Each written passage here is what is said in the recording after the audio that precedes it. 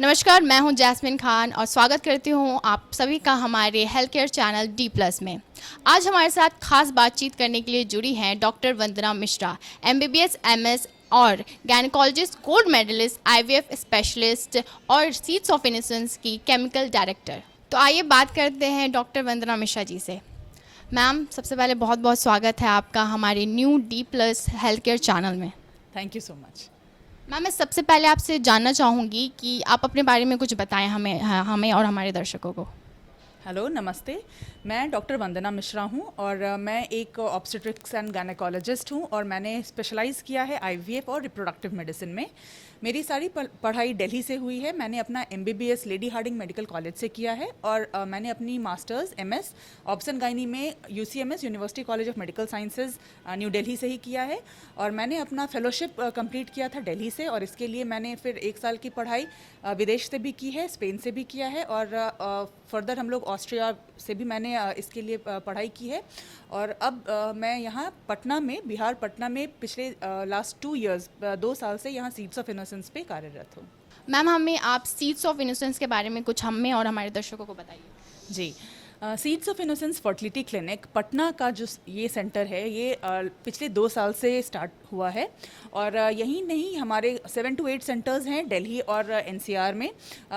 Malviya Nagar, Ghaziabad, Faridabad, east Delhi, Meerut, UP में भी हमारे सेंटर्स हैं और दिल्ली के अलावा हमारा सेंटर यहाँ बिहार में पटना में है, झारखंड में रांची में है और कश्मीर में भी हमारे ओपीडीज़ होते हैं।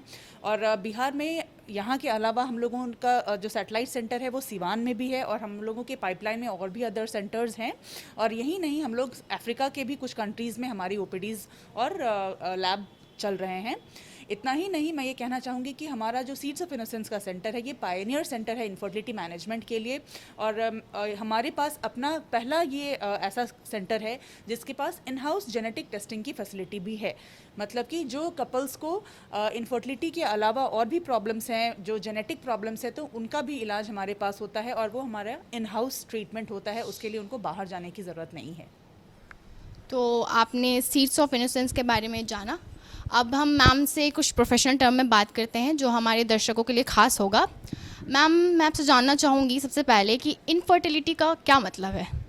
इनफर्टिलिटी या बांझपन ये उस तब बताया जाता है जब एक कपल या एक दंपति 1 साल से प्रयास कर रहे हैं और तभी भी उनको प्रेगनेंसी नहीं हो पाती है। और यदि बांझपन के अलावा भी और प्रॉब्लम्स होते हैं कि प्रेगनेंसी हो तो जाती है, वो गर्भ तो धारण कर पाते हैं, बट वो 9 मंथ तक प्रेगनेंसी नहीं चल पाती है। मल्टीपल अबॉर्शंस होते हैं जिसको कहते हैं गर्भपात, बार बार होना, उसका ट्रीटमेंट भी यहाँ पे होता है। अगर महिलाओं में गर्भपात और बांझपन के अलावा पीरियड से रिलेटेड या हार्मोनल इश्यूज़ हैं कुछ, तो उसका भी यहाँ पे इलाज होता है। और मेल इनफर्टिलिटी का भी, मतलब पुरुषों में यदि कुछ प्रॉब्लम है तो उसका इलाज भी हमारे सेंटर पे हो जाता है। पीसीओडी भी बहुत आजकल महिलाओं में बहुत ज़्यादा प्रॉब्लम्स हो रही है, तो उसके बारे में भी आप बता सकती हैं। जी बिल्कुल। तो जैसे मैंने अभी बताया था कि हार्मोनल इम्बैलेंसेस, तो आपने जो पीसीओएस बताया है वो बहुत ही कॉमन है, एक हार्मोनल इम्बैलेंस होने का प्रॉब्लम। पीसीओएस का मतलब होता है पॉलीसिस्टिक ओवेरियन सिंड्रोम और ये बहुत कॉमन है आजकल। इसका जो इंसिडेंस है वो और भी बढ़ गया है, probably due to the lifestyle changes.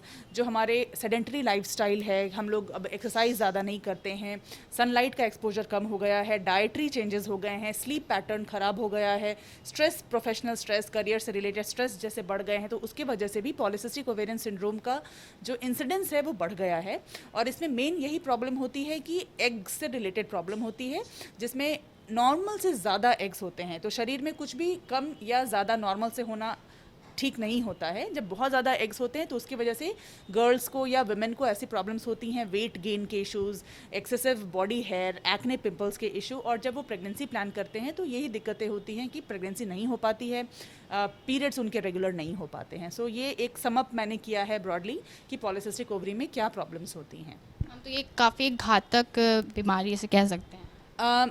हाँ, थोड़ा ट्रबलसम है, मैं ये कहूँगी कि हाँ बहुत प्रॉब्लम्स होती हैं। और पॉलीसिस्टिक ओवरी का जो ये प्रॉब्लम है वो बहुत अर्ली एज से ही प्रॉब्लम क्रिएट करना शुरू कर देता है। अनमैरिड वुमेन, गर्ल्स में जैसे मैंने बताया आपको, वेट गेन के इश्यूज़ या एक्ने, पिंपल या बॉडी हेयर के इश्यूज़ बहुत जल्दी हो जाते हैं। फिर जब वो रिप्रोडक्टिव एज में आती हैं इरेगुलर साइकिल्स का मतलब बहुत दिनों के बाद पीरियड्स आना, और जब आना तो बहुत तेज़ पीरियड आना, ये प्रॉब्लम्स हो जाते हैं। फिर जब प्रेगनेंसी प्लान करते हैं तो प्रेगनेंसी प्लानिंग में भी प्रॉब्लम हो जाती है, और उसके बाद भी पॉलिसिस्टिक महिलाओं में वज़न का प्रॉब्लम होना, डायबिटीज़ के इश्यूज होना, और कुछ एक केसेस में थोड़ा कैंसर की चांसेस भी बढ़ जाते हैं। इसीलिए इसके लिए जानकारी लेना और सतर्कता बरतना बहुत इम्पॉर्टेंट है। जी मैम, हम इनफर्टिलिटी के बारे में जैसे आपने बताया हमें, तो अगर किसी कपल को पता चलता है कि यहाँ पे ऐसी प्रॉब्लम है, तो कौन सा ऐसा टाइम ऑफ पीरियड होगा जब हम किसी डॉक्टर से कंसल्ट करें, किसी विशेषज्ञ से कंसल्ट करें, तो वो कौन सा ऐसा टाइम होगा जब हम जा सकते हैं?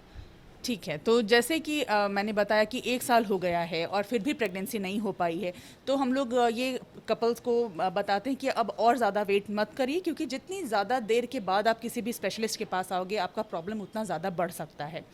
और 1 साल तक आप और भी वेट ना करो यदि महिलाओं की उम्र 35 से ज़्यादा है, या पुरुष की भी उम्र 40 से 45 से ज़्यादा है, या फिर आपकी पहले कोई हिस्ट्री है ऐसी सर्जरीज़ की कि ओवेरियन सर्जरीज़ हुए हैं, या पीरियड्स इरेगुलर रहते हैं, या कोई अपेंडिक्स का सर्जरी हुआ है, या ट्यूबरकुलोसिस हुआ है, या पुरुषों में कोई जैसे हर्नियाज का सर्जरी हुआ है, वायरिकोसील या हाइड्रोसील का सर्जरी।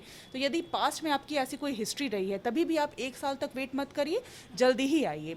और ऐसा कोई पहले विजिट के लिए कोई एक पर्टिकुलर डे नहीं होता है, आप कभी भी महीने के किसी भी दिन आप विशेषज्ञ के पास आ सकते हैं। बट सबसे अच्छा होता है कि हस्बैंड और वाइफ, पति और पत्नी, दंपति एक साथ आएँ, दोनों साथ आएँ, क्योंकि ये प्रॉब्लम जो है वो सिर्फ महिला की नहीं होती है या सिर्फ पुरुषों की नहीं होती है। इसीलिए जब हम एक कपल को एक साथ देखते हैं तो उतनी ही जल्दी हम डायग्नोज भी कर पाते हैं और आपके लिए बेस्ट ट्रीटमेंट प्लान भी बना सकते हैं। मैम, बट हम देखते हैं कि बहुत लोग झिझक जाते हैं, मतलब बात करने में, बोलने में प्रॉब्लम होती है उन्हें, तो उनको क्या आप बोलना चाहेंगे? हाँ, ये मैं यही कहना चाहूँगी कि इसमें शर्मिंदा होने की ज़रूरत नहीं है। जैसे कोई भी बीमारी होती है, उसी तरह से इनफर्टिलिटी भी एक बीमारी ही की तरह है। कभी डायबिटीज़ होता है तो आप शर्माते हो क्या? नहीं शर्माते हो। बीपी की बीमारी होती है तो नहीं शर्माते हो। उसी तरह से ये भी एक तरह का मेडिकल प्रॉब्लम ही है, और इसका भी निदान हो सकता है। और ये मैं कहूँगी कि हमारे समाज को भी जागरूक होने की ज़रूरत है कि इसके लिए किसी एक को दोषी ना ठहराया जाए, क्योंकि दोषारोपण करने से ही झिझकता बढ़ रही है। तो जितनी ज़्यादा इन्फॉर्मेशन और एजुकेशन बढ़ेगा, मुझे लगता है उतना ही ज़्यादा कपल और महिलाएं और पुरुष इसके लिए ओपन हो सकेंगे, इसके लिए भी बात कर सकेंगे। बहुत इंपॉर्टेंट होता है कि हम शर्मिंदा ना हो, झिझके ना, क्योंकि उसी से हम फिर आगे आके डॉक्टर्स के पास आ सकते हैं और इलाज करवा सकते हैं। तो शर्मिंदगी की कोई बात नहीं है, आप कभी भी आके किसी स्पेशलिस्ट से, किसी विशेषज्ञ से आप बात कर सकते हैं। मैम, मैं आगे जानना चाहूँगी आपसे कि बहुत सारे मेथड्स हैं इसके लिए, तो मेन कौन से मेथड्स हैं जो आप हमारे दर्शकों को बताएंगे? जी हाँ, मैं ये बहुत खुशी से बता सकती हूँ कि आजकल जो साइंस है उसमें बहुत ज़्यादा प्रोग्रेस हो गया है। और पहले जो इनफर्टिलिटी की प्रॉब्लम्स जो थी, जो जटिल प्रॉब्लम्स होते थे जिनका कोई इलाज नहीं था, आज हमारे पास उसका भी इलाज है। और ये सबको जानना ज़रूरी है कि हर किसी को टेस्ट ट्यूब बेबी ट्रीटमेंट या आईवीएफ की आवश्यकता नहीं होती है। हमारे पास इतने सारे लोग आए हैं जिनकी शादी को 10 साल हो गए, 12 साल हो गए, फिर भी प्रेगनेंसी नहीं हो रही थी, और उनको सिंपल दवाइयों से और थोड़े बहुत इंटरवेंशन से ही नॉर्मली प्रेगनेंसी हो जाता है। तो हर किसी को टेस्ट ट्यूब बेबी ट्रीटमेंट की आवश्यकता नहीं होती है। यदि पीरियड्स का प्रॉब्लम है, या फिर ट्यूबल कोई इश्यूज़ हैं, या स्पर्म में कोई प्रॉब्लम है, तो कई बार वो हम लोग, या यूट्राइन कैविटी मतलब यूट्रस के अंदर कोई प्रॉब्लम है, तो उसको हम लोग सर्जरीज से या मेडिसिन से आपके हार्मोनल इम्बैलेंसेस को करेक्ट कर पाते हैं, और आप नेचुरली भी ट्राई करके प्रेग्नेंट हो पाते हो। यदि नहीं हो पा रहा है इस माध्यम से भी, तो आपके लिए आईवीएफ का ट्रीटमेंट अवेलेबल है। और दूसरा है कि हमारे पास जेनेटिक टेस्टिंग की फैसिलिटी भी है, जो कि आपके आईवीएफ के सक्सेस रेट्स को और भी ज़्यादा बढ़ा देते हैं। तो बहुत सारे ऑप्शंस हैं। मैम, तो बहुत लोग ऐसे होते हैं जो मतलब डरते हैं, मतलब हो सकता है ऐसे कुछ साइड इफ़ेक्ट्स होने के लिए, तो साइड इफ़ेक्ट्स हैं क्या इसके? नहीं, तो अब जो आईवीएफ का ट्रीटमेंट है वो काफ़ी एडवांस हो गया है। हमारे जो इंजेक्शंस हैं वो काफ़ी रिफाइंड इंजेक्शंस होते हैं, पहले के इंजेक्शंस की तरह क्रूड इंजेक्शंस नहीं हैं। ये नए पद्धति से, डीएनए टेक्नोलॉजी से बनते हैं, बहुत ही ज़्यादा रिफाइंड होते हैं, बहुत ही ज़्यादा डोज स्पेसिफिक होता है, हर किसी को सेम इंजेक्शंस नहीं लगते हैं। तो हम लोग जब देखते हैं आपकी हार्मोनल और अल्ट्रासाउंड्स के थ्रू और बाकी चीज़ों को देख के आपके लिए स्पेसिफिक डोज हम लोग डिज़ाइन करते हैं, ताकि उसका कोई साइड इफ़ेक्ट ना रहे। थोड़ी बहुत दिक्कतें हो सकती हैं, जैसे कि थोड़ा सा ब्लोटिंग फीलिंग होना, भरा भरा फील होना, थोड़ा गैस का प्रॉब्लम बढ़ सकता है। तो इसीलिए हम लोग उस दौरान एनकरेज करते हैं कि वो पानी की मात्रा बढ़ाए रखें, रखें, बाहर का खाना नहीं खाएं और तेल मसाले को कट करें। तो ऐसा करने से उनकी जो ये छोटी मोटी प्रॉब्लम्स हैं वो भी ठीक हो जाती हैं और इसका कोई भी लॉन्ग टर्म साइड इफ़ेक्ट नहीं होता है, क्योंकि हम लोग उनको मेजर्ड डोज देते हैं, जो उनके लिए स्पेसिफिक ज़रूरत होती है उतना ही डोज दिया जाता है। सो सेफ होता है। मैम प्रिकॉशंस जो आपने बात की तेल मसाला नहीं खाए, मैम आप इससे ना डिटेल्स में बताइए हमारे दर्शकों को कि और भी अगर आप ऐसे कोई ट्रीटमेंट लेते हैं तो और कौन कौन सी प्रिकॉशंस होती है मेन जो आपको करनी चाहिए। जी, तो डॉक्टर तो अपना इलाज कर रहा है, बट उसके साथ साथ यदि हमें मरीज़ों की तरफ से भी सहयोग मिलता है तो आपका सक्सेस रेट बहुत ज़्यादा इम्प्रूव हो जाता है। और मरीज़ या आप हमें डॉक्टर्स को कैसे सहयोग दे सकते हैं, तो वो यही है कि आप देखिए कि आपकी खान पान की आदतें अच्छी हों, उसमें आप fried, junk food, coke, cola इन सब का सेवन नहीं करिए। जितना ज़्यादा आपका आहार अच्छा होगा, आपका वज़न जितना नॉर्मल के जितना नज़दीक होगा, उतना ही कम डोज में हार्मोनल डोज भी आपके कम हो जाते हैं, दवाइयों का डोज भी कम हो जाता है और आपके साइड इफ़ेक्ट्स नेचुरली कम हो जाते हैं। तो ये आप अपने खान पान को बनाए रखिए। जब आपका ट्रीटमेंट चल रहा है उस दौरान बहुत इंपॉर्टेंट होता है कि आप बहुत ही अच्छी मात्रा में पानी का या छाछ, लस्सी, ऐसे लिक्विड्स का, फ्लूइड्स का सेवन अच्छी मात्रा में करें। प्रोटीन की मात्रा अपने डाइट में इम्प्रूव करें। प्रोटीन कहाँ से मिलता है? यदि आप शाकाहारी हैं तो दाल, पनीर, सोया, ये सब चीज़ें ले सकते हैं। चना, मूंगफली लीजिए। अगर आप नॉन वेजिटेरियन हैं तो मांसाहारी हैं तो अंडा, बॉयल्ड अंडा ले सकते हैं। मांस, मछली भी ले सकते हैं थोड़े अमाउंट्स में। तो खान पान के अलावा क्या कर सकते हैं आप? एक्सरसाइज बहुत इंपॉर्टेंट होता है। कोई भी मेथड ऑफ एक्सरसाइज, वॉकिंग कर सकते हैं, स्किपिंग कर सकते हैं, जंपिंग कर सकते हैं। यदि आप योगा कर रहे हैं तो प्राणायाम या अपने को काम करने के जो एक्सरसाइजेज होते हैं, ब्रीदिंग एक्सरसाइजेज, ब्रीदिंग कंट्रोल के लिए एक्सरसाइजेज और स्ट्रेचिंग एक्सरसाइजेज बहुत इंपॉर्टेंट होते हैं, बहुत हेल्प करते हैं। वो भी आपके हार्मोनल इम्बैलेंसेस को नॉर्मल करने के लिए ये एक्सरसाइजेज बहुत इंपॉर्टेंट होते हैं।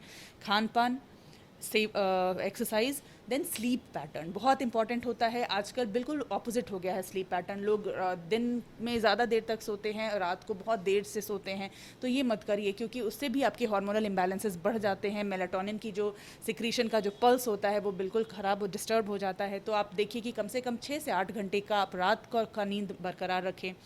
दूसरा होता है चिंता। आप ट्रीटमेंट में जब आते हैं तो मैं ये अर्ज करती हूँ कि बस इसके बारे में मत बात करते रहिए, इसी के लिए नहीं सोचिए।